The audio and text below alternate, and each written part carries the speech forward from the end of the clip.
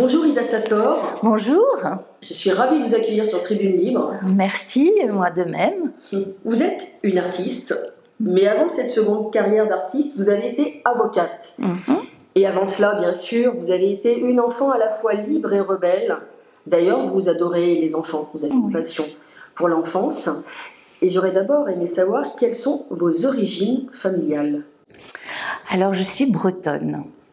De mes grands-parents, de mes parents, entre quelque part, entre Saint-Malo, Châteaubriand, Fougères, voilà.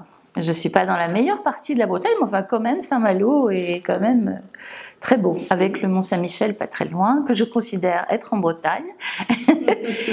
Et donc, on va dire des origines celtes, pour remonter encore plus loin, oui, celtes, on va dire ça. C'est pour ça qu'il y a peut-être cet esprit, pas retors, mais enfin en tout cas, on peut dire retors parfois, résistant, on va dire, qui ne s'en laisse pas compter. Et vos parents, vos ancêtres faisaient quoi? Ils n'étaient pas forcément artistes? Alors pas du tout, c'était des gens très pragmatiques. J'avais un grand-père bûcheron qui gérait la forêt de la Guerche de Bretagne, qui était une grande forêt que M. Mitterrand d'ailleurs avait racheté avec les frères Sédou à une époque, mais à l'époque c'était une forêt domaniale et elle était gérée par mon grand-père, qui était un homme des bois et des forêts, donc un homme plutôt sain, un espèce de grand molosse, alors que les Bretons ils sont pas forcément grands, mais lui il était très grand, et mon grand-père a eu 13 enfants. Donc j'ai eu beaucoup de cousins et cousines, et parmi toutes ces personne n'a quasiment été universitaire. Je suis la seule de toute cette portée, et artiste, j'ai quand même eu une tante qui faisait des paysages bretons, mais qui n'avait pas ma palette un peu folle, mais qui avait une palette raisonnable, mais qui était peintre. Donc c'est vrai que j'avais retenu ça dans mon cursus familial. Vous aimez bien Andromède? Oui, j'aime Andromède parce que c'est ma maison primordiale. Je ne considère pas du tout de cette galaxie. Vous savez que Andromède, c'est la galaxie la plus proche de la nôtre. Nous sommes dans la queue de la galaxie où nous nous trouvons, et Andromède se trouve juste à côté. Et oui, je me sens comme un être qui est tombé sur Terre, on ne sait pas trop comment, je ne sais pas expliquer la grande différence qu'il y a entre moi, ma famille, mes parents, mes frères et une demi-sœur. J'ai comme le sentiment de venir vraiment d'ailleurs. Voilà. Vous ne vous sentez pas d'ici? Ah, pas du tout, pas du tout, pour des tas de raisons. J'ai une façon de voir la vie et qui n'est pas celle des gens en général, qui sont très conformistes, ce qui n'est pas du tout mon cas. Et vous n'avez pas du tout été encouragée à devenir artiste peintre? Ah, pas du tout, bien au contraire. Bien au contraire, j'ai été assez livrée à moi-même petite, parce que mes parents avaient un commerce, un restaurant, et que donc j'étais livrée à moi-même. Je peignais dans mon grenier les saisons sur des cartons, l'hiver, le printemps, l'été, l'automne, pour que ça aille plus vite certainement. Et j'ai quitté mon domicile familial assez rapidement parce que je m'y plaisais pas. Je suis partie, j'avais peut-être 15 ans et demi. Ma mère nous avait déjà quittés, et mon père avait la charge des 3 enfants avec mes 2 autres frères. Et la femme qui a pris la place de ma mère était vraiment très mauvaise avec moi. J'étais devenue comme une Cendrillon, mais ça n'a pas duré 2 mois. Hein. Je suis partie, et mon père a essayé de me retenir, mais je suis partie. Et j'ai trouvé un compagnon qui avait 10 ans de plus que moi, qui faisait des études de médecine à Rennes, et il a été mon tuteur pour que les choses soient régulières et que je puisse voyager au Maroc avec lui, bien qu'il ne soit pas marocain, mais on avait des choses à faire. Et je me suis installée à Rennes, à côté de la place du Parlement, la rue des Beaux-Arts. C'était la bien nommée rue des Beaux-Arts. Et j'ai commencé ma vie de jeune femme avec beaucoup de liberté, puisque je voyais pas, j'avais pas personne sur le dos. Et je fréquentais déjà à cette époque-là les musiciens qui avaient fait les premières soirées musicales qui vont devenir les journées de la musique, enfin le 21 juin. Et elles ont commencé à Rennes avec Étienne Dao, Marquis de Sade. Moi, je traînais avec tous ces gens-là, qui étaient plutôt des musiciens. Il n'y avait pas de peintres là-dedans, mais beaucoup d'étudiants, soit des lettres. C'est très estudiantin, Rennes. Et donc, je vivais dans un endroit où on était tous réunis dans un bâtiment rue des Beaux-Arts, où on pouvait échanger. Je découvrais qui était Jenny Joplin, je découvrais les Doors, je découvrais tout ça avec ces gens-là, qui avaient quand même 10 ou 15 ans de plus que moi. Donc, ça vous fait accélérer votre maturation. Et ensuite, j'ai éprouvé aussi le sentiment de quitter Rennes, parce que c'était pas assez grand pour me déployer. Je suis venue à Paris et j'ai voulu renouer avec une tante qui était une sœur de ma maman, pour peut-être avoir un socle et ne pas être en roue libre sur Paris. Et très vite, je vais l'abandonner aussi parce qu'elle va vouloir gérer mon existence avec son mari médecin qui voulait me faire des examens de je sais pas quoi. J'ai eu peur et je me suis enfuie. Et là, vraiment, j'étais seule. Donc, faut pas avoir peur d'être seule en fait. C'est souvent ce qui empêche. En fait, je me faisais confiance et puis j'ai répondu à une annonce dans un journal où il y avait un casting de 5 filles qui se lèvent à midi de Catherine Pancol. J'ai fait ce casting en me demandant un peu qu'est-ce que je foutais là, mais j'ai été retenue. Alors, il y avait 200 ou 300 filles là-dedans, sur 5 filles qui se lèvent à midi. Ben, moi, je devais en représenter une pour le producteur, parce que j'ai fait connaissance avec lui. Vae Katcha, qui était un monsieur écrivain qui vivait très bien de sa plume, et qui m'avait été présenté aussi, et qui devait donc faire le scénario, écrire le scénario de ce film. Le film n'est jamais sorti. Peut-être que ces messieurs faisaient des castings pour rencontrer des jolies femmes, comme ça se fait. Et en fait, la rencontre avec ce producteur va complètement basculer ma vie, puisque c'est avec lui que je vais vivre. Et il m'aura interdit de faire du cinéma. Le cinéma, il me dit que c'était un milieu extrêmement moribond et que j'avais d'autres choses à faire de ma vie que de m'enfoncer dans ces billevesées. Et bon, très bien, je lui ai fait confiance et il m'a dit si vous voulez, vous jetez votre carnet de balles et vraiment, et je vous inscris à la faculté de droit. Moi, que j'espérais ça depuis toujours avec ma famille et que j'avais pas obtenu ce résultat, j'ai été fidèle à ce qu'il m'a demandé. Donc j'ai jeté mon carnet de balles, ça veut dire que vous fréquentez plus du tout les gens jusqu'à présent que vous connaissiez, et je suis allée sur les bancs de la faculté. Donc un peu plus tardivement, mais j'ai trouvé passionnant et très noble l'esprit du droit, ça m'a vraiment passionnée. Donc je suis passée très vite chaque année sans redoubler et j'ai obtenu mon CAPA d'avocat à Paris qui m'a entraînée dans des gros cabinets comme chez White & Case où Madame Lagarde était d'ailleurs associée à cette époque. Et ensuite, j'ai fait un passage léger aussi chez White & Case, pardon, je l'ai dit, mais chez Gilles Noiret-Loel, qui est un très gros cabinet aussi. Et là, autant mes études, je les trouvais nobles par le fait que l'esprit du droit est effectivement noble, mais la pratique, je la trouvais quand même très commune, très vulgaire. Et quand j'étais chez Gilles Noiret-Loel, j'étais dans la bibliothèque et je voyais un peu comme dans une pièce de théâtre, un vaudeville, les gens qui ouvraient les portes de tous les côtés, droite, gauche, ils venaient chercher des livres, des photocopies, je ne sais quoi. Et j'étais assise à la table de cette bibliothèque en me disant, mais tous ces gens sont dingues. Enfin, quelque chose ne va pas. faire des conclusions aussi compliquées, faire toutes ces notes de droit extrêmement alambiquées pour convaincre et avoir raison, je trouvais que ça relevait un peu d'un asile de dingue. Ouais, déjà, j'avais cette conscience. Cette conscience et je me disais que d'être à l'université à Assas, ma foi, c'était chouette, mais bon, devenir avocat, ça marquait un peu.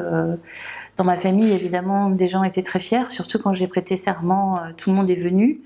Mais moi, à cette prestation de serment, aussitôt la prestation faite, aussitôt j'ai eu le sentiment qu'il ne fallait pas moisir dans le coin. C'est-à-dire que je ne voulais pas...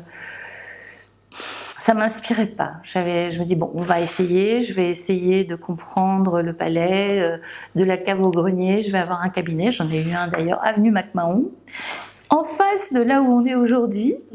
Donc j'étais associée avec un ancien garde des Sceaux du Sénégal, qui briguait la présidence du Sénégal pour son pays contre Wade. Et donc, j'étais chargée de recevoir toute la belle clientèle du Sénégal, ou de l'Afrique en général, l'Afrique de l'Ouest. Et bon, Doudou a été charmant, mais j'avais tout le cabinet en responsabilité, c'était beaucoup trop lourd pour moi, je réfléchissais et lui ne m'entendait pas, il est toujours dans les avions, à me demander de prendre une secrétaire en plus, une collaboratrice en plus. J'ai trouvé que toute cette charge était trop importante pour moi, que je ne voulais pas vivre toute ma vie comme ça, que quand je voyais mes consoeurs au palais qui fumaient, qui avaient des voix d'hommes rauques, je me suis dit non mon Dieu, c'est pas ça la vie.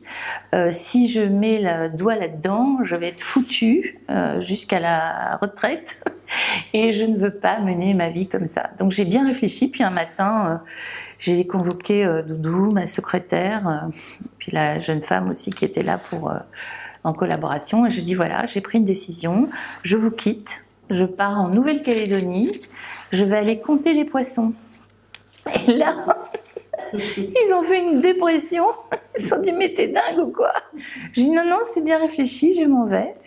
Et donc je suis partie. Je suis partie à 11h du soir, parce que les vols pour Nouméa c'est 11h du soir, à Roissy. Et j'avais prévenu que 2 personnes, mon frère, Pascal, et puis une amie. Qui m'ont dit tous les deux, mais t'es sûre de ce que tu fais? T'abandonnes ton cabinet, t'abandonnes Paris? Oui, parce que quelque chose ne tourne pas rond, ça ne va pas. Vous voyez, cette conscience qu'on n'est pas dans son axe. Donc je suis arrivée à Nouméa pensant que j'allais faire mon métier d'avocat comme un petit cordonnier où on reçoit une personne et on va jusqu'au bout et peut-être même on sera payé avec un panier de fruits de la passion parce que celui qui est en face n'aura pas les moyens. Parce qu'à Paris, les avocats, finalement, on les morcelait à s'occuper que d'un point de TVA, par exemple, et ils ne maîtrisaient pas tout l'ensemble de la problématique d'un client. Alors que là-bas, je me dis, on reçoit les gens, on s'occupe d'eux, de droit de la famille, droit des affaires, droit commercial. Enfin, il y avait un ensemble. Je voulais faire les choses en douceur, faire des conclusions sans être affolée avec un dictaphone sur le périph' de Paris, en tournant comme une folle entre le tribunal de Nanterre, de Créteil, de Bobigny. Tout ça, je trouvais ça crétin quand je tournais en voiture à toute berzingue là-dedans, comme un circuit 24 en dictant mes conclusions au volant. Je me dis, mais on ne peut pas vivre ça, ça n'a pas de sens, ce n'est pas comme ça que je veux faire du droit. Donc, à Nouméa, j'ai eu vraiment beaucoup de succès avec mes clients, mais j'ai eu beaucoup de problèmes avec mes confrères. Qui ne voient pas d'un bon œil les gens qui arrivent en plus pour leur prendre une bout de leur part de fromage. Et bon, ils vous regardent comme ça d'un œil distrait pendant quelques semaines pour savoir si vous n'allez pas casser 3 pattes à un canard, ils vont vous laisser prospérer. Mais si tout d'un coup vous arrivez à leur enlever le fromage, parce que ça a été le cas, le premier dossier que j'ai eu là-bas, c'est un énorme truc. Un certain monsieur Pantaloni, je peux dire son nom, il n'est plus de ce monde maintenant, qui était un homme richissime, qui avait pour avocat l'avocat qui m'avait pris un peu en prestage à Paris, et qui m'avait dit j'ai plus besoin de prendre l'avion pour aller à Paris, je vais vous prendre à vous parce que si vous avez été sa collaboratrice, enfin sa même prestagiaire, je vous prends ici à Nouméa. Donc j'ai dû régler ce premier dossier avec vraiment beaucoup de brio, où j'ai dû annuler une ordonnance de taxe. Aucun des confrères à Nouméa ne savait faire cette annulation des ordonnances de taxe. C'est précisément Doudou, ministre, ancien garde des Sceaux, qui m'avait appris à faire l'annulation des ordonnances de taxe à Paris. Donc j'arrivais à Nouméa, je demandais une inscription au barreau de Nouméa auprès du bâtonnier, que je mettais en cause d'un autre côté dans ce dossier, où je demandais l'annulation de l'ordonnance de taxe de ce bâtonnier. Donc je peux vous dire qu'il avait mon dossier sous son coude et il n'avait aucune envie de me voir inscrite au barreau de Nouméa. Surtout que j'ai obtenu gain de cause. Pour cette procédure, on a besoin de présenter l'action devant le premier président de la cour d'appel de Nouméa. Donc autant vous dire qu'on se fait connaître du village, enfin il y a 200 000 habitants, mais on se fait connaître rapidement quand on fait la première procédure contre un bâtonnier près du président de la cour d'appel de Nouméa, que j'ai obtenu d'ailleurs gain de cause, et donc mon client était très content puisqu'il n'avait pas à régler cette note d'honoraire qui avait été rendue comme ça sur un coin de table, certainement parce qu'elle était nulle de plein droit, dans le sens où il n'y avait pas eu de conciliation, qui était vraiment un élément de droit très important et qui rendait nulle cette ordonnance s'il n'y avait pas eu cette conciliation, ce qui était le cas. Très bien. Donc c'était un premier succès. C'était un premier succès. Donc chapeau. Après, ça m'a un peu distinguée. Mes confrères n'ont pas du tout apprécié, alors pas du tout.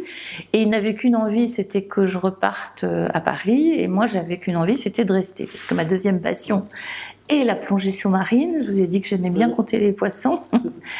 Et je vais vraiment pas être la bienvenue à partir du moment où j'ai obtenu cette annulation d'ordonnance de taxe du bâtonnier. Celui-ci n'a fait que me compliquer la vie. Et je vais aussi... Alors, le fait que ce succès a entraîné un afflux de clientèle. Il y a des gens qui cherchaient à Nouméa un avocat. Ils se sont dit, cette jeune femme qui a osé attaquer le bâtonnier, qui a obtenu gain de cause, nous allons... Alors, j'ai eu affluence tout de suite de clients. Puis surtout qu'avec Monsieur Pantaloni, j'avais trouvé un accord, une convention d'honoraires qui me mettait au moins à l'aise pour 2 ans. Donc, je ne manquais de rien. Et j'étais assez sûre de moi. Et d'autres dossiers sont arrivés, dont un confrère qui avait été incarcéré parce que politiquement il gênait Monsieur Lafleur. Et comme il était très brillant, ils l'ont complètement cassé, il est devenu alcoolo, le pauvre. Quand il rentrait chez lui, dans sa maison, il trouvait même plus le trou de la serrure et il finissait par dormir sur le paillasson avec des croûtes sur le front parce qu'il était complètement saoul. Et voyant ce désastre, je lui ai proposé de venir vivre dans mon grand appartement. J'avais 300 mètres carrés à Nouméa.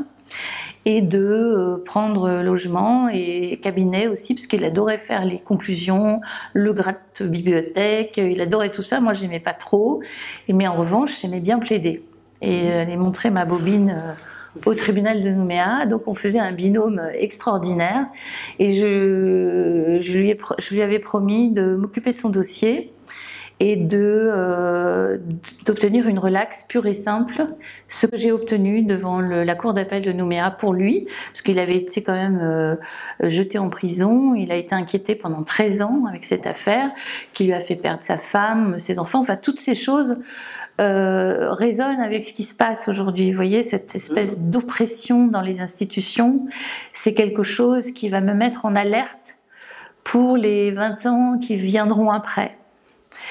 Et me dire, mais c'est pas possible, comment cet homme aussi brillant a pu être aussi emmerdé, puisque c'est un mot de circonstance maintenant.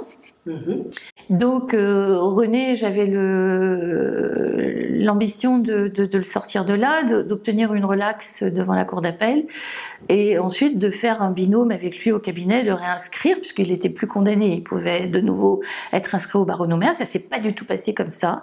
Il a été relaxé, mais le Conseil de l'ordre là-bas a estimé que compte tenu de cette procédure qui a duré 13 ans, eh bien, ils estimaient de ne pas avoir à l'inscrire. Donc vous êtes jugé 2 fois. Enfin, c'est du n'importe quoi, cette espèce d'oppression dont je vous dis.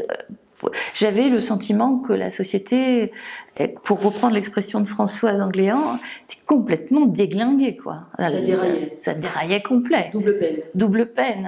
Ça ne justifiait pas que ce monsieur ne puisse pas travailler. Donc après, quand ils ont vu que... Parce qu'en fait, ils avaient très peur qu'on se mette ensemble, qu'on bosse. Je pense que les autres confrères n'auraient plus aucun client, hein, je peux vous le dire. Et donc ils redoutaient notre installation et ils ont tout fait pour nous casser les jambes. Mmh.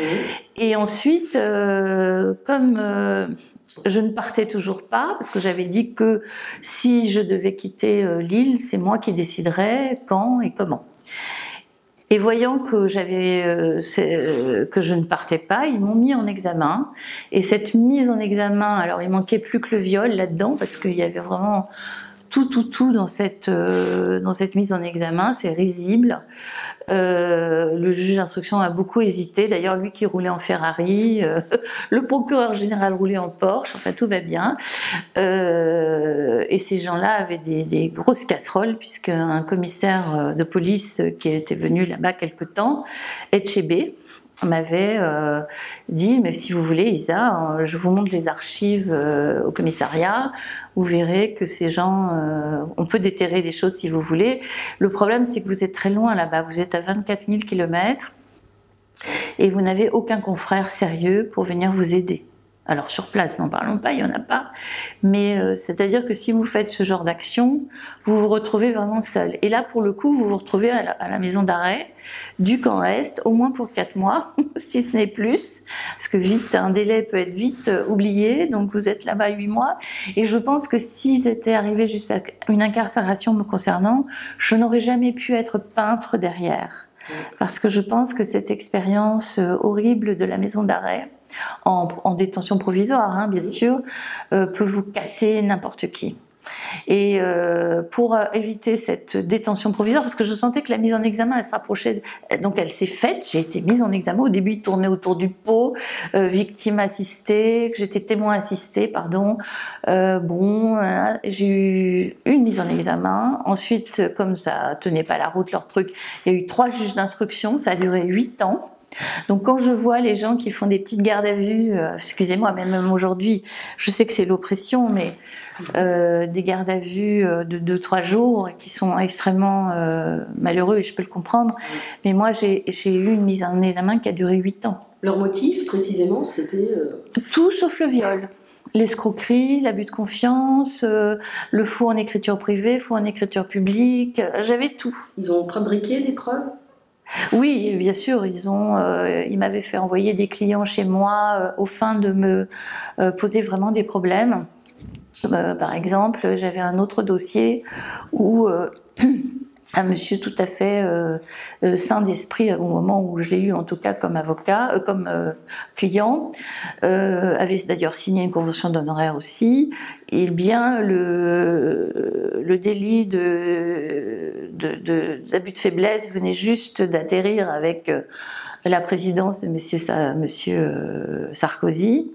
Eh bien, ils se sont chargés de me l'appliquer à moi, c'est-à-dire sans prouver, sans certificat médical ou un certificat médical de complaisance postérieur au fait.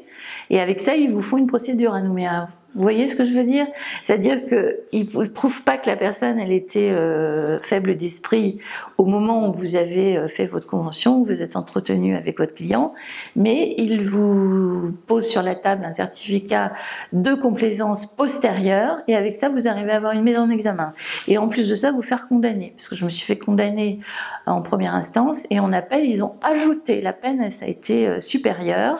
Ensuite, j'avais un confrère, soi-disant, pour faire un pourvoi en cassation auprès de la Cour de cassation à Paris, et le délai n'étant que de 5 jours. Le confrère, moi je ne pouvais pas le faire à titre de mise en examen, mais le confrère s'est bien chargé de me rendre foreclose, c'est-à-dire que c'était cuit, je ne pouvais même plus faire connaître mon souci à Paris. C'est kafkaïen. C'est kafkaïen, oui, c'est toute cette oppression, en fait, je l'ai vécue. Donc quand toutes les choses sont arrivées en 2020, je savais ce qui arrivait. parce que toute cette gangrène qui pouvait être vue dans les barreaux d'outre-mer, hein, c'est connu des barreaux à Paris, que dans l'outre-mer, il y a beaucoup de choses comme ça qui se passent, mais finalement, on en est arrivé à ça un peu partout. Hein, et donc forclusion, très bien. Puis à Paris, un confrère bien connu m'avait proposé de faire un procès en révision, mais j'ai même pas envie de me battre avec ces gens-là. Je m'en fous. C'est usant. C'est usant. Et puis surtout, j'ai pas envie de me replonger là-dedans. C'est tellement ridicule. Maintenant, tout le monde sait que tout ce milieu-là ne tient pas la route. Vérolé. Voilà. Marie-Lise Lebranchu, ancienne ministre de la Justice, dans tout ça. Ben, j'avais été la rencontrer à Paris pour lui faire part de tous les dysfonctionnements que j'avais notés à Nouméa. Donc, elle m'a reçue place Vendôme. Elle a dépêché une délégation, il était 5-6 magistrats, mais comme ils font d'habitude à Nouméa, parce que René Reuter qui était à Nouméa m'a dit mais Isa, parce que moi j'étais contente que la délégation du ministre de la Justice se déplace, vienne, je me dis enfin on va être, mais tout ça c'est de la blague. Et lui, René m'a dit mais tu te rends pas compte Isa, ils vont faire comme d'habitude, ils vont les emmener en avion à l'île des Pins, c'est à 20 minutes en petit avion, ils vont les faire dormir à l'hôtel du Méridien, ils vont aller à Ouvéa, ils vont aller à Marais, ils vont aller à Lifou, et puis après ils vont dire bah l'autre folle là, il n'y a pas de dysfonctionnement. Puis ils repartent, ils ont passé une semaine à Nouméa. Vous voyez ce que je veux dire, ou 15 jours, j'en sais rien. Mais c'est ça qui s'est passé, parce que les magistrats sont venus et le rapport qui a été rendu faisait part du fait qu'il n'y avait pas de dysfonctionnement. Il faut quand même savoir que près de la cour d'appel de Nouméa, quand vous plaidez, vous représentez des gens, il est interdit de déposer un dossier de plaidoirie. Ça, j'ai jamais entendu nulle part. Mais comment le président de la Chambre, qui a présidé la cour d'appel de Rennes après, se rappelle s'il a 20 ou 25 dossiers dans la matinée dans la chambre de délibéré, comment il se rappelle de tout ce qui a été dit? C'est risible. Vous voyez, c'est risible. Donc, et le client est dans la salle d'audience, me dit mais maître, j'ai posé mon dossier de plaidoirie sur le bureau du président, il me l'a repoussé, il m'a dit reprenez ça, ou je fais une procédure pour outrage à magistrat. Donc voilà. Après cette cabale, finalement, vous avez revu la lumière du jour grâce à un bouquet de fleurs, je crois. Oui, parce que j'ai rencontré quelqu'un qui m'a demandé en mariage. Et qui m'a dit, je vous observe depuis un certain temps, je connais l'exclusion, je sais ce que c'est. Oui, un bouquet de fleurs, puis un deuxième, parce que sur le premier bouquet de fleurs, j'avais pas répondu, mais sur le deuxième, qui était de plus en plus énorme, surtout qu'à Nouméa, il n'y avait pas de fleuriste à l'époque. Donc pour trouver des fleurs, je me dis, bah, celui-là, il est doué. Hein. Il les a peut-être fait venir de Sydney en avion, je ne sais pas. Et il y avait une jolie carte avec des poissons. Et je me suis dit, bah, tiens, c'est bizarre, parce que moi, à part être à Nouméa, je faisais de la plongée, j'étais toujours en tenue de combiner, en plongée, aller à droite à gauche au phare Amédée, tout ça. Et c'est vrai qu'il m'avait rencontré au phare Amédée. C'est une île où on met peut-être une demi-heure en bateau à toute pompe pour rejoindre le phare Amédée. Et c'est vrai que je l'avais croisé sur cette île. Et la semaine suivante, j'avais reçu un très beau bouquet où j'avais refusé j'avais pas le temps d'aller déjeuner avec qui que ce soit, puis surtout je n'acceptais pas. Mais là, il a su faire les choses. J'ai dîné avec ce monsieur et c'est devenu mon époux. Et ça m'a évité d'aller en prison parce que ce monsieur jouait au poker avec toute la table importante de Nouméa. Et j'étais protégée quelque part. J'ai calculé ça parce que je me suis dit, bon, il me demande un mariage. J'aurais trouvé très impoli de dire non. Surtout que c'était dans l'avion pour venir à Paris et tout était prêt. Il avait demandé le certificat de non-opposition, etc. Il avait tout préparé. J'étais très surprise. Et je me suis retrouvée comme une meringue à Paris. On s'est mariés à la mairie du 10e arrondissement, pardon. Et j'ai été mariée en 3 coups de cuillère à peau. Quand je suis revenue à Nouméa, ça leur a coupé l'herbe sous le pied parce que je crois que là, ils voulaient venir me chercher en estafette pour me mettre, suite à ma mise en examen, me mettre peut-être au camp Est, que sais-je. En cabane. Voilà. Et mon mari voyait un peu la difficulté de voir arriver des policiers à 7 heures du matin, venir perquisitionner toute la maison pour récupérer on ne sait pas quoi, c'est surtout pour vous faire peur. Oui. Et moi, j'étais déjà habituée d'avoir des descentes parce que j'en ai eu pendant 8 ans, peut-être 2 ou 3 par semaine, vous voyez, pour vous faire craquer. Et ils vous disaient, les policiers avec qui je plongeais, pour certains, je plongeais avec eux, qui me disaient, tu sais Isa, on a les menottes sur le bord de notre table, de notre bureau, on ne sait pas pourquoi on va venir te détenir, mais on va trouver. C'est de l'intimidation. Carrément, une immense oppression. Il n'y avait que la plongée, la mer, la beauté des lieux qui me faisait penser que le ciel ne va pas me tomber sur la tête. Et puis ce mariage complètement providentiel qui va me permettre de me protéger de la maison d'arrêt. Donc je suis tombée sur un homme exquis, en fait, je suis tombée amoureuse dans le mariage, mais ça ne va pas m'empêcher de divorcer.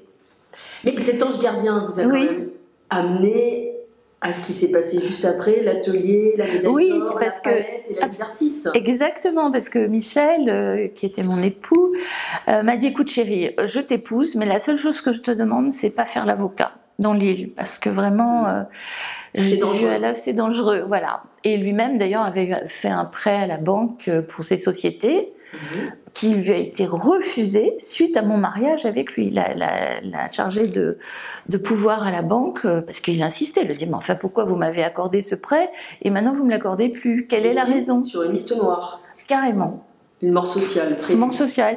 Et le frère de monsieur Di Borgo, d'ailleurs le sénateur, m'avait proposé, sachant ma situation, parce que je voulais pas rester sans activité même avec un mari, il m'avait proposé de faire des assurances vie dans le cadre de la compagnie Rothschild, clin d'œil, à Nouméa. Alors il m'a dit, écoutez, je vais vous faire une petite formation d'1 semaine et suite à ça, après je vous fais votre contrat et j'aurais pu aider Michel, enfin être en couple avec une ressource. Bon. Et puis au bout d'1 semaine, quand j'ai fini la formation, monsieur Di Borgo, il me dit, écoutez Isa, je viens de recevoir un coup de fil, je ne peux pas vous prendre. Sans explication.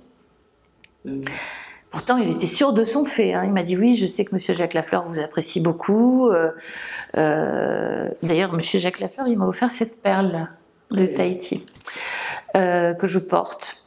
Et je n'ai pas eu ce job, donc j'étais époustouflée de comment la cabale continuait encore et comment on vous étouffe dans l'œuf de ne pas gagner votre vie, de ne pas exister socialement. Il a reçu des pressions.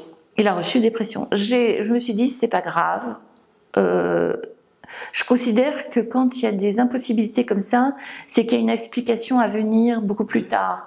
Donc il faut être plus intelligent que ces faits-là d'oppression. Et je me suis dit, bon, que cela ne tienne, je vais prendre un atelier au chantier naval de Ducos, où il fait 40 degrés.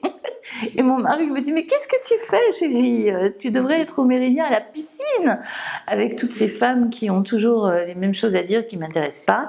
Et c'est pourquoi je suis allée à Ducos faire mes peintures dans un chantier naval. J'avais de la place, c'était quand même aéré. Et un jour, très inspirée, je sentis que cette toile que je venais de faire, qui s'appelle Le Baiser ensorcelé, j'en ai fait une diapo, je l'ai envoyée à Paris pour un concours au Salon des artistes français et j'ai eu la médaille d'or. Et quand j'ai mis la lettre, enfin ma diapo et mon courrier pour participer au concours dans la boîte aux lettres, j'étais avec ma belle-mère et on s'est regardés toutes les deux et dans nos yeux on a compris que ma vie allait basculer. Elle le savait, Cécile. Et donc j'envoie cette diapo et effectivement ça va changer toute ma vie. Il va falloir que j'aille à Paris récupérer mon prix. À partir de là, je vais renouer avec des amitiés de Paris, du voisinage, qui sont aussi des amis, mais qui habitent New York aussi. Et la proposition, c'est que je quitte mon mari. À l'amiable? À l'amiable, puisque Michel m'a proposé ça. Et il m'a dit, c'est pas grave chérie, on se remariera. va à New York, suivre ce garçon selon tes volontés. Et il pensait que ça ne marcherait pas, d'ailleurs. Oui, Michel pensait que de toute façon ça ne marcherait pas et qu'on se retrouverait, qu'on se remarierait après. Il était sûr de lui aussi, hein. Joueur de poker quand même, hein. C'est ça que j'aimais bien. Et quand je me suis retrouvée à New York, ça a été une catastrophe. La personne avec qui je me suis retrouvée, on ne s'entendait vraiment pas. Quand nous étions amis, ça allait très bien, mais en couple, j'ai fait des découvertes, et lui aussi certainement, d'ailleurs, il voulait plus m'épouser. Mais il m'a pas laissé tomber comme un goujat. Il a été très correct et il m'a permis de revenir à Paris. Quelle horreur! Comment j'avais quitté Paris pour revenir à Paris, on va faire un grand tour du monde et de m'installer où j'étais dans mon quartier où il m'avait connue d'ailleurs, dans le 16e. Et là, je me suis dit, je ne veux plus personne dans la zone, je ne veux plus de mari, je ne veux plus personne. Je veux savoir, est-ce que je suis capable en tant qu'artiste peintre de tenir la route. Donc je ne veux personne dans mon chemin pour être jaloux de mes vernissages. Vous savez, c'est toujours un problème où il me faut un homme vraiment qui soit à la hauteur ou personne. Je préfère personne. Surtout de ce côté-là du monde, il n'y a pas d'homme. Enfin, moi, j'estime qu'il n'y a pas d'homme. À Nouméa, il y a des têtes brûlées au moins. Il y a des gens qui sont différents, des navigateurs, des aventuriers. Voilà. Et à Paris, j'ai trouvé qu'en 10 ou 12 ans, tout s'était aplati, que tous les gens que j'avais laissés étaient toujours au même endroit, que tout ça manquait beaucoup de saveur. Et bon. Je me suis dit, pour moi, un peintre, une femme peintre, elle n'a pas forcément d'enfant, elle n'a pas forcément un mari.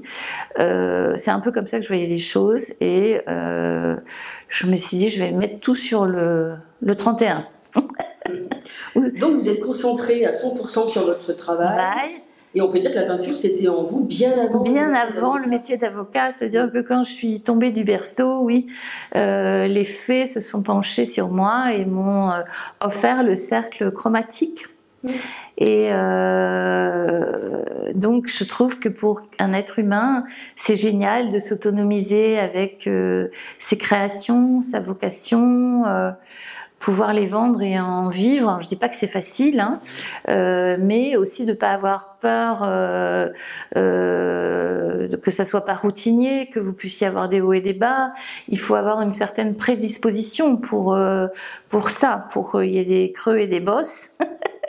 Et que si vous aimez le conformisme, c'est pas pour vous, hein. Donc il faut avoir cette force, mais cette force on la trouve dans mon travail, bien que ça soit quelque chose qui peut paraître enfantin parfois, dans le trait ou les contrastes de couleurs, c'est très puissant en vérité. Comme ce que je déploie comme force pour faire ma vie de femme et d'artiste. Vous êtes une femme spontanée, libre et souveraine. Voilà, c'est quand même formidable. C'est quand même formidable de pouvoir... Je suis fière de ça. Et maintenant, on va regarder ensemble ce tableau que vous avez peint en 2019 qui s'appelle Armageddon. Et alors, on a beaucoup de choses à dire dessus. Alors, la toile Armageddon, en vérité, c'est une grande œuvre qui fait 4,75 m, presque 5 mètres, sur 2,30 m. Que j'ai terminé de peindre en 2019 et le dernier coup de pinceau a été la soirée alors que Notre-Dame brûlait. Vraiment, c'est quelque chose de fort, ce souvenir d'avoir fini Armageddon à ce moment-là. Et quand on voit ce que j'ai dessiné sur cette toile, c'est un peu comme mon Guernica à moi. C'est-à-dire que c'est prémonitoire, dans le sens où vous voyez là, il y a un grand serpent chinois qui fait le tour de la toile. Tous les abords sont rouges et tous les personnages en or tombent dans les flammes. Là, vous avez les griffons de la City qui resserrent leur serre justement sur les sacs d'or, qui se desserrent puisque toute la bourse à la City va mal, et donc toutes ces personnes qui ont œuvré avec fondamentalement ces valeurs tombent dans les flammes, où on voit aussi le chariot de Phaéton qui tombe, on voit les chiens de l'enfer qui font même un doigt d'honneur, on voit les armoiries du Vatican. Vous voyez là, elles sont ici. Mais tout ça a été fait en 2019, donc je ne sais pas comment on capte les choses, mais ensuite on voit au milieu du dragon des personnages qui lévitent. Parce que celle-là, elle lévite. Donc ça veut dire que après ce drame, il y aura une autre façon d'organiser la société, avec des gens, ma foi, qui auront des valeurs aiguisées, intéressantes, avec un aspect positif, je l'espère, et on aura évité un conflit nucléaire.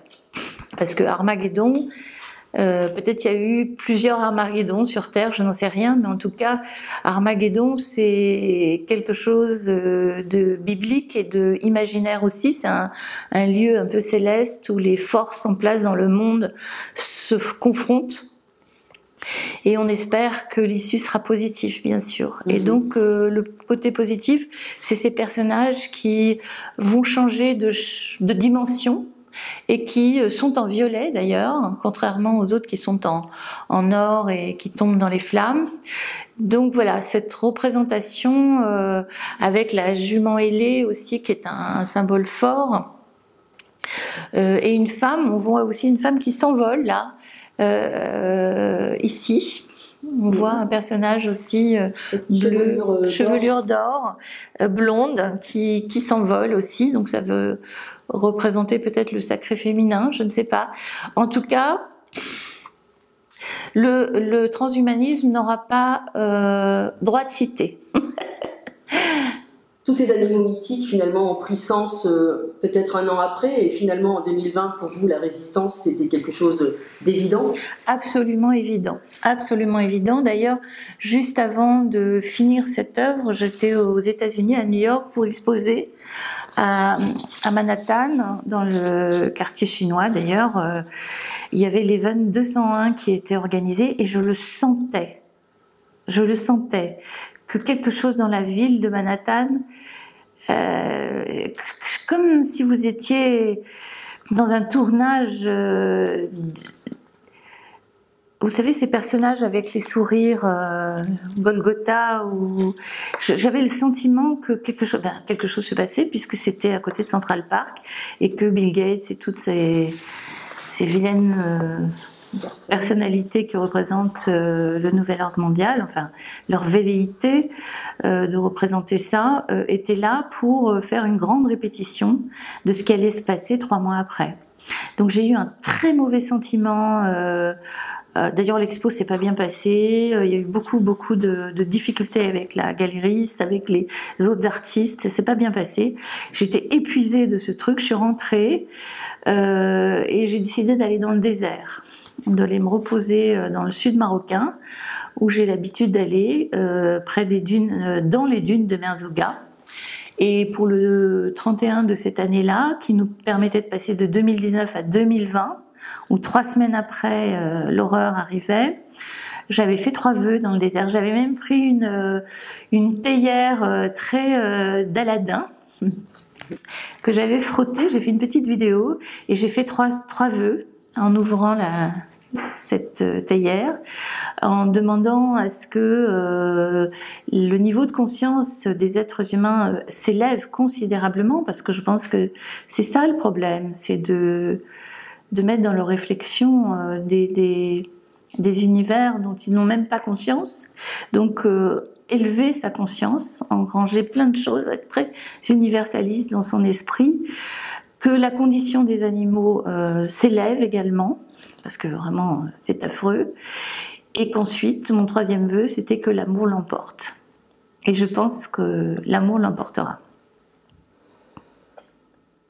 Cette année-là, vous me dites, il y a une visite de Macron aussi qui vous a posé question. Oui, parce qu'au moment où je partais à New York, justement en octobre 2019, il est venu inaugurer le Centre européen du judaïsme, qui est juste en face de chez moi. Et je pense que M. Macron est à l'œuvre pour mettre en place cette nouvelle religion noachique, et qui sera vraiment une catastrophe. Il faut nous laisser nos vies sacrées, avec nos croyances, avec... moi, je suis chrétienne, mais j'aime les valeurs christiques. Je trouve qu'elles sont vraiment supérieures. Et je ne veux pas qu'elles soient amoindries, ces valeurs. Parce que ces valeurs christiques, on les retrouvait dans notre droit aussi, le droit continental, contre le droit anglo-saxon, qu'explique très bien notre amie Valérie Bugeaud. Il faut retrouver ce socle, oui, ce socle de valeurs, ce socle de droit inspiré par les valeurs christiques. Et Monsieur Macron, oui, effectivement, était venu inaugurer ce centre. Et moi, pendant ce temps-là, j'étais à New York, où j'avais reniflé l'Event 201. Vous voyez qu'on peut être vraiment à l'affût. Il faut être très aiguisé et se faire confiance sur ses impressions profondes. Le noachisme, finalement, c'est un anti-humanisme. C'est un anti-humanisme. Et puis surtout, c'est condamné par la peine de mort. C'est Monsieur Pierre Hélard qui le rappelait. C'est-à-dire qu'ils seront capables un jour de vous dire, si vous ne suivez pas cette religion, on vous décapite. Enfin, où va-t-on ? Donc c'est un extrémisme qui n'a rien à voir avec... C'est un extrémisme, mais non plus, mais je ne sais pas... Enfin, c'est monstrueux. Je trouve que les gens n'ont pas assez conscience de ce danger. Il y a plein de dangers partout. Vous pourriez définir en 2-3 mots le noachisme, que les gens comprennent, les spectateurs ? C'est une espèce... quelques grands principes, disons, pour donner une idée de ce que ça peut être. Alors, on me rappelait que le nouveau bâtonnier de Paris, pour sa première conférence près du barreau, avait fait venir des rabbins à l'ordre. Je ne vois pas ce que ça vient faire là, mais le sujet, c'était le noachisme. Et c'est-à-dire que chez nos amis juifs, il y a une velléité pour les non-juifs de faire une religion pour les autres, c'est-à-dire tous les autres humains, qui serait édulcoré, un judaïsme édulcoré, où il y a 7 lois. Je crois que c'est Monsieur Pierre Hélard qui en parle bien, mais ce qui me fait peur, c'est la condamnation à ne pas suivre cette religion, qui serait dans un temps futur obligatoire, où on supprimerait le christianisme, on supprimerait la foi musulmane, et où les religions monothéistes sont gravement attaquées. Elle aurait des principes transhumanistes, cette religion ? Probablement, oui, parce qu'on ne fait plus appel à la connexion directe avec le divin, oui. D'accord. À creuser, donc, pour les spectateurs. À creuser, oui. De Pierre Hélard sur ça, mais aussi d'autres auteurs. D'accord. En 2020, cette folie du SARS-CoV-2 s'empare du monde, ce fameux Covid, et vous, ça vous vaut, comme à beaucoup de personnes, des fâcheries avec des amis. Ah oui, vraiment. Et je crois que quand on est bien marqué dans ses valeurs, c'est ce qui se passe. Oui, je recevais pour le dernier jour où nous étions, le premier jour du confinement, c'était en mars, je crois, mars 2020, un samedi soir. Le lendemain, c'est le dimanche. Je crois que le confinement a commencé là. On a fait une soirée crêpes-galettes chez moi et arrivé par petits groupes des amis du cinéma, une dame productrice. Et quand j'ai ouvert la porte, quand elle a sonné, je dis ça y est, la dictature est là. Elle m'a fait n'importe quoi. Moi, je lis Le Monde. Mais j'ai mis ton torche-cul, là. Tu peux... Qu'est-ce que c'est cette référence ? Ils sont financés par Bill Gates. Et alors, elle n'avait pas du tout conscience que les médias, à ce moment-là, étaient complètement ensevelis sous les dollars pour leur dicter ce qu'ils avaient à dire. Et d'ailleurs, je ne l'ai plus jamais revu. Après cette soirée-là, plus revu le groupe d'ailleurs qui était là. D'ailleurs, ils m'ont pas demandé si j'allais bien pendant le confinement ou pas. Enfin, je trouve que c'est un manque de savoir-vivre et de valeurs qui sont assez effrayants. Donc, ils sont bien dans leur camp. Avant de regarder vos œuvres magnifiques accrochées au mur, nous voulions faire une parenthèse puisque vous êtes désormais marraine de quelqu'un qui est victime des effets secondaires graves des injections, grâce à Cécile Maïchak et sa très bonne initiative. Vous voulez nous en parler? Oui, bien sûr. Je suis marraine de Alexandra Perronnet, qui est une mère de famille qui a 3 enfants avec son mari, qui d'ailleurs le parrain, parce que son mari aussi a des effets secondaires, et c'est notre ami Dr Al-Ouest, son parrain. Moi, je suis la marraine de Alexandra. Donc, le parrainage se fait dans le cadre de la grande famille que Cécile Maïchak a mis en place. Et cette femme, après sa 3e dose, a eu des effets secondaires qu'elle lie immédiatement au vaccin. Parce qu'en fait, le problème ici en France, c'est que bon, la jurisprudence vient de changer, mais il y a eu beaucoup d'instances étatiques qui ne veulent pas reconnaître les effets secondaires après vaccin. Et là, c'est très net puisqu'on a, alors elle a eu 2 médecins, elle habite dans le bassin d'Arcachon, qui lui avaient dit non, c'est pas lié à ça. Puis ensuite, elle est venue à Paris, elle a trouvé un médecin qui lui a dit tout de go que c'était lié à cela. Et donc, ce que je trouve lamentable, c'est qu'on met sous le tapis ces effets graves secondaires. Elle est vraiment dans un état, Alexandra, mère de famille avec des enfants quand même assez jeunes, où elle a un syndrome de MAPA, c'est un syndrome de fatigue. Quand vous faites elle m'a expliqué qu'elle fait une machine à laver, elle laisse coucher. Enfin, elle met juste le linge dans la machine et elle est épuisée. Vous imaginez la journée. Donc, le conseil, c'est que dès que vous faites une action, un peu de vaisselle ou je sais pas quoi, d'aller vous coucher et puis de reprendre peut-être 1 heure après. C'est invivable. Je la trouve remarquable parce que sur quoi elle était commerçante avant tous ses ennuis, et là elle a trouvé un job ou un métier ou enfin un autre job, oui, où elle intervient pour les enfants handicapés, où elle ne fait que 20 heures, mais elle me dit qu'avec ça s'aggrave sa situation et qu'elle ne sait pas si elle pourra continuer de s'occuper de ses enfants handicapés, et donc elle s'isolera encore plus puisque ça lui permet quand même d'être en contact avec les éducateurs ou les enfants de l'institut où elle se trouve. Et en tant que marraine, vous pouvez porter sa parole un peu plus loin? Oui, le but avec la grande famille, c'est que en tant qu'artiste, on peut associer et parler du fait que je sois marraine et de parler de ces personnes qui, parce que puisque personne ne veut en entendre parler, on peut peut-être s'en charger en tant qu'artiste. Et ce qui est scandaleux, deuxième chose, c'est que non seulement les institutions qui devraient il y a eu plus de 2 millions d'effets secondaires, plus en sachant que 10% simplement sont déclarés. Vous imaginez tous les gens qui sont dans des coins, qui souffrent. Et ça, ce sont les bases de données qui le disent. Hein. Oui, cette vidéo ne soit pas suspendue par YouTube. Absolument.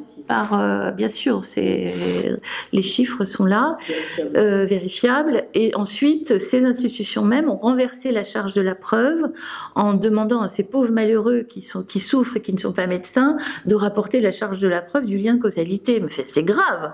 Alors qu'autrefois, c'était à ces institutions de rapporter la preuve que les vaccins éventuellement ou les médicaments, comme le Mediator, n'avaient pas, il y avait de prouver qu'il n'y avait pas de lien de causalité. Maintenant, ça s'est inversé. Enfin, vous voyez, c'est voilà. Un monde inversé. Un monde inversé que nous n'acceptons pas, orwellien. Et d'ailleurs, George Orwell nous regardait bien face caméra pour nous dire: vous ne devez pas accepter ce monde et vous devez dire non. Un grand merci à vous. Nous allons regarder vos œuvres magnifiques, vos œuvres d'une artiste donc qui capte le monde depuis un moment.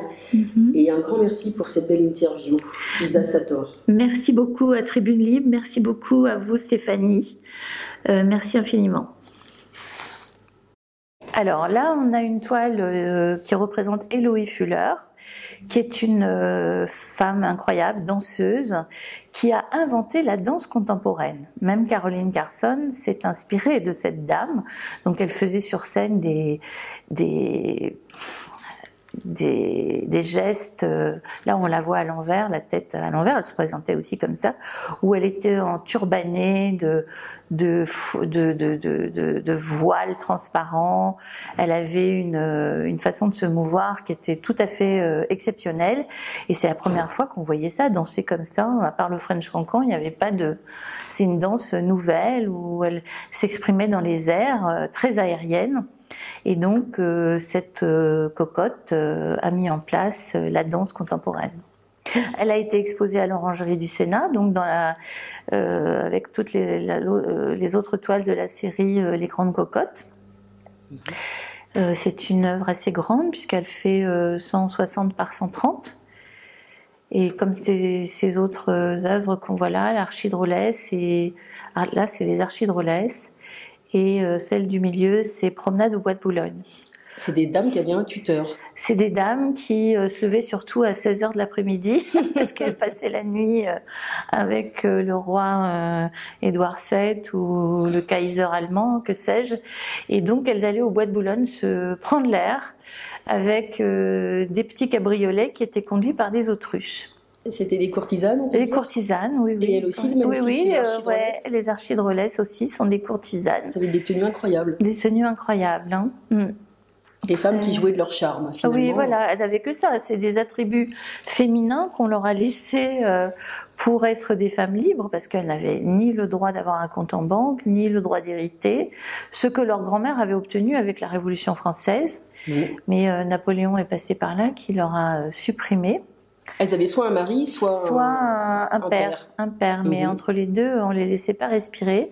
Et voilà la sculpture de Živko Celarski, qui est un superbe sculpteur bulgare. Magnifique. Avec qui ses œuvres sont exposées là au cabinet de Maître Auster.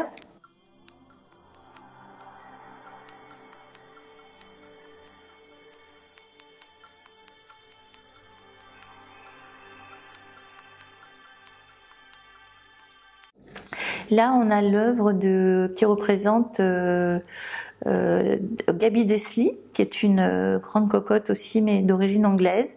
Elle était connue pour porter ses chapeaux très excentriques, avec plein de plumes, des fleurs. Là, nous avons Apollonie Sabatier, qui peut-être a-t-elle posé pour Gustave Courbet. On ne sait pas trop. Apollonie Sabatier, elle a posé aussi pour cette très belle sculpture qu'on trouve au musée d'Orsay. Le nom de la sculpture m'échappe, mais il est possible qu'elle ait posé, parce que ces femmes posaient pour différents ateliers. Des grands artistes. Elle a pu être l'origine du monde. Elle a pu être l'origine du monde, oui. Il y a eu une petite polémique sur 3 femmes. Et ça pouvait être aussi l'ami de Gustave Courbet. Gustave Courbet avait un ami et surtout une petite amie de l'ami de Gustave Courbet. Et il est possible que ce soit cette femme qu'il avait pris, Gustave Courbet, en amante, qu'il l'a fait poser et il lui a assombri la fourrure, on va dire, qu'il lui a mis, pour pas qu'on s'aperçoive que ce soit une rousse, parce qu'elle était rousse.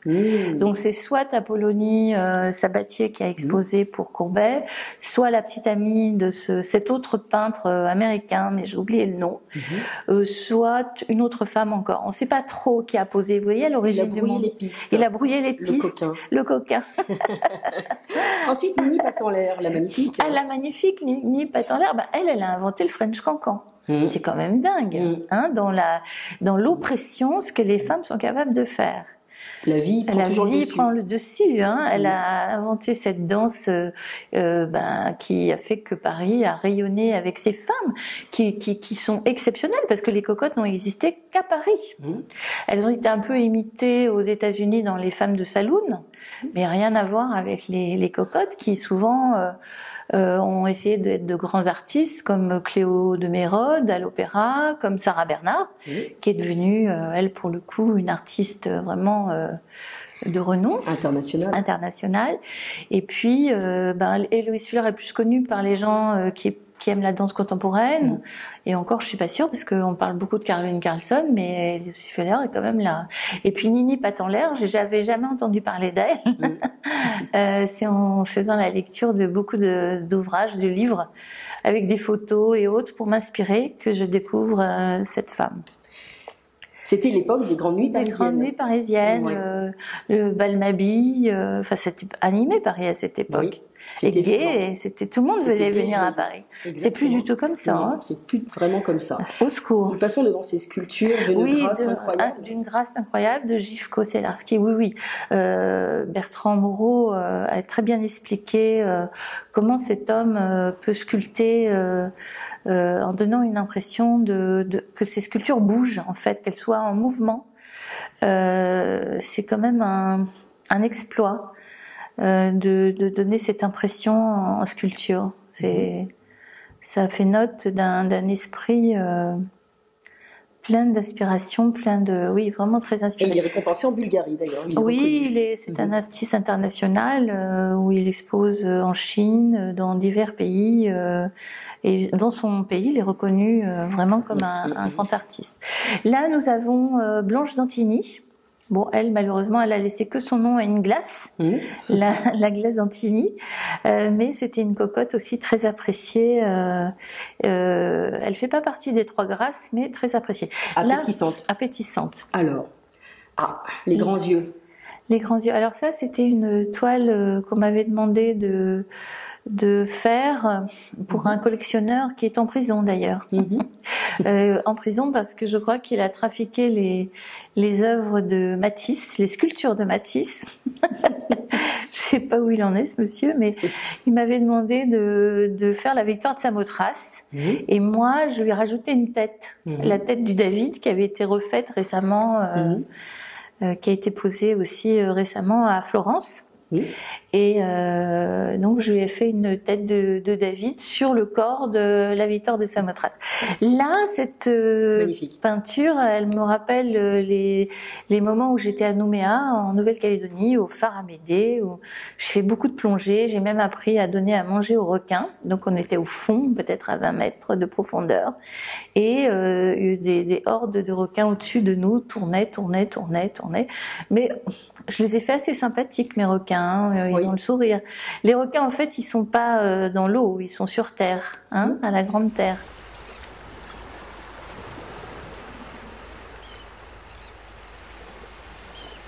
Là, c'est une toile qui rejoint la série Armageddon, où le fils du soleil tombe dans les flammes. Tous ceux qui ont porté haut les valeurs matérialistes s'effondrent. Là, le dragon qui enserre les gens qui vont l'éviter. Là, les chiens de l'enfer qui appartiennent à la série Armageddon. Oui, là, le dragon avec les personnages comme dans un œuf qui vont surgir pour faire la suite de toute cette histoire épouvantable. Les chiens de l'enfer, ils vont dans l'enfer. Là, ils chutent aussi, vous voyez, là, dans le rouge. C'est la chute. Cette toile s'appelle la chute. Et juste à côté, on a le diable qui va chuter lui-même, vous voyez. Là, il chute avec les chiens, les cerbères. Et les personnages violets qui l'évitent, vous voyez, avec la couleur du soleil. Il y a une suite après qui est positive. Parce que je crois que là-haut, le plan de Dieu, il est beaucoup plus fort. Vous avez espoir. Oui. Ouais. Je pense qu'il y a eu plusieurs Armageddons sur Terre et je pense que là, on va le franchir avec succès. Là, c'est une toile qui remémore les grands peintres du XXe siècle avec Basquiat. Ah non, Basquiat n'y est pas. Picasso, Duchamp, Dali et Andy Warhol. Voilà. Et il manque justement, je voulais le faire au milieu, mais j'ai pas eu le temps, Basquiat, qui est vraiment le dernier grand peintre du XXe siècle. Il n'y a pas de femme, c'est dommage. On remarque qu'il n'y a pas de femme. Vous voyez cette magnifique sculpture de Gifko. Là, c'est le dragon céleste celtique, parce que tous les dragons ont une forme particulière en fonction de là où on se trouve sur la planète. Le dragon chinois n'est pas le même que le dragon celtique, que le dragon scandinave. Il représente la peur des humains, toute la quantité de peur. Oui, il représente ça. C'est un animal imaginaire qui est représentatif de la peur. Là encore, des sculptures de Gifko, beaucoup de femmes. Il fait des grandes œuvres, hein, Gifko. Il lui arrive de faire des sculptures de 10 mètres de haut, hein, des arbres et des femmes, beaucoup. Là, dans la série Armageddon aussi, alors c'est une licorne un peu vachette. En fait, c'est comme, comment on appelle ça, vous savez, les chimères. Voilà, c'est plus une chimère en fait. On me faisait remarquer ça l'autre jour. Là, on a une femme, une Versaillaise. Magnifique. Très en beauté, avec beaucoup de choses en relief. Ce sont des roses sur sa robe. J'avais exposé à la mairie de Versailles et puis ça m'a inspiré les femmes et leurs robes et Versailles est resté dans son jus du roi Soleil. Hein. Donc je trouvais que ça allait bien dans la mise en œuvre de l'expo. Alors là, on a des rouleaux qui étaient exposés à l'orangerie du Sénat. C'est au mètre. C'est peint, on peut couper au mètre, comme un tissu, et qui sont un peu mes nymphéas à moi, roses, qu'on avait mis au-dessus des toiles à l'orangerie du Sénat. Donc il y a... alors là, on arrive sur une guerrière. Alors là, c'est une cocotte. Qui s'appelle la Païva, qui a été la femme qui a réuni le plus peut-être de richesse, avec un hôtel particulier magnifique en bas des champs, qui a été un moment, c'est dommage, je pense que maintenant on peut y avoir accès. On m'a dit qu'il y avait on pouvait y aller, parce qu'à un moment c'était le club des Travers Tchèques qui gérait cet espace, et je pense que il est possible d'y aller. Alors là, on a l'année du serpent. Vous savez qu'en 2025, c'est l'année du serpent. Et c'est une toile qui s'appelle Erectus, qui faisait partie d'une série intitulée L'amour.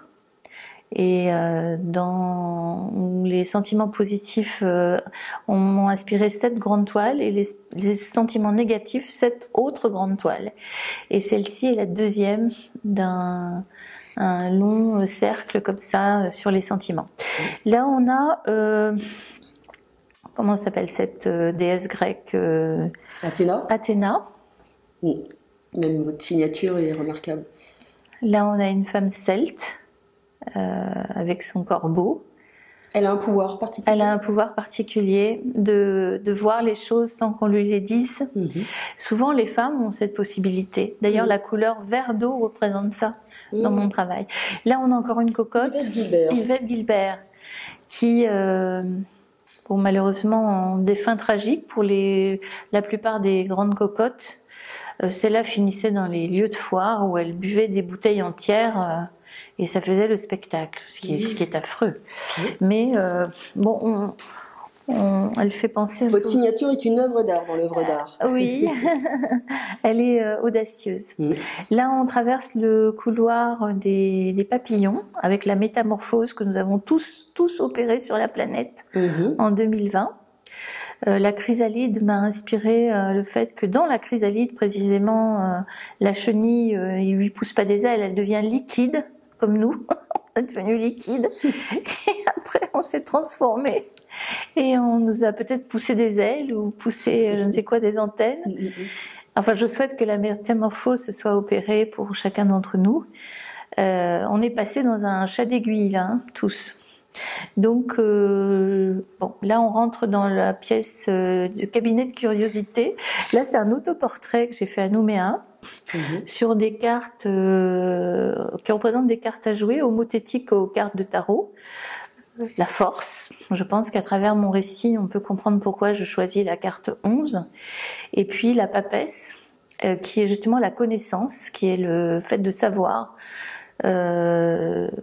le fait de savoir un savoir enfoui, dont vous avez des reliances avec les mémoires peut-être akashiques, j'en sais rien, mais il y a des êtres comme ça. Donc ça c'est la carte 2.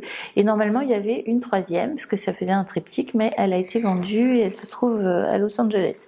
C'était un portrait de moi avec une cotte de maille et un sabre.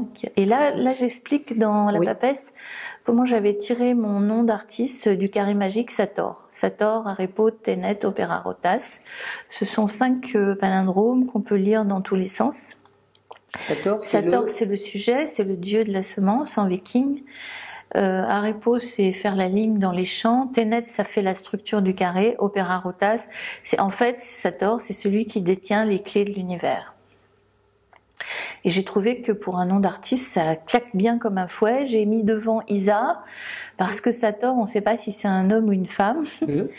Et Isa Sator, c'est égal à 1 aussi numérologiquement. Et j'ai trouvé que pour un nom, c'est pas facile de trouver un nom d'artiste, hein, c'est très dur. Et ma foi, j'ai trouvé que ça avait du sens. Alors me voilà là, à Houston, dans une expo organisée à Houston même. Glamour sur les Smart Barbie. C'est une série sur les executive women, ou les femmes artistes, les cantatrices, les femmes pompiers, les roses bonbons, les femmes... girly, comme girly, on dit en voilà, anglais. c'est ça, elle est carrément girly. Elle est très girly, on dirait une bulle de champagne. Voilà, exactement. Et là aussi... sur Smart Barbie à Cannes, pieds nus. Voilà, je n'ai pas mis de chaussures. D'ailleurs, je crois pas qu'on ait vu quelqu'un à Cannes venir pieds nus. Ça devrait se faire. Ça a pu arriver, Bordeaux, on a vu seins nus, mais pas pieds nus. C'est très mignon. Et là, on a une galipette. Elle s'appelle galipette, cette toile. C'était une petite cocotte, c'est-à-dire qu'en dehors des grandes allongées, des grandes cocottes, il y avait des petites lavandières qui, essayer aussi d'arrondir leur fin de mois. Des petites cocottes. Elle porte un nom d'ailleurs que j'oublie là, mais en tout cas celle-là s'appelle Galipette. Là on voit des gravures, j'ai appris à graver, donc ce sont pas des lithos, ce sont des gravures. Où j'avais représenté des ensembles parisiens, la Tour Eiffel, qui j'espère restera debout, des petits pulbeaux aussi, où je m'étais amusée c'est chouette d'apprendre une nouvelle façon une nouvelle technique. Là, on a affaire à la forêt magique. La grande fresque. Sator. Voilà, c'est ça, de la série ADN Sator, qui avait été exposée dans le Marais, chez mon galériste. Et où je tiens un propos en 2015, oui. C'était assez nébuleux dans ma tête, mais je voulais parler de transhumanisme sans savoir trop de quoi il s'agissait. Mais après, ça s'est éclairé dans ma tête. Je parlais d'être 2 par 2. Cet arbre où on voit l'Ouroboros, à l'infini, un homme, une femme. Là, les œufs où il y a un homme, une femme, une femme. Cet arbre un peu comme dans Tolkien aussi. Oui, dans Tolkien où on a des esprits où des arbres bougent et qu'ils savent très bien ce qui se passe pour aider aussi l'humanité.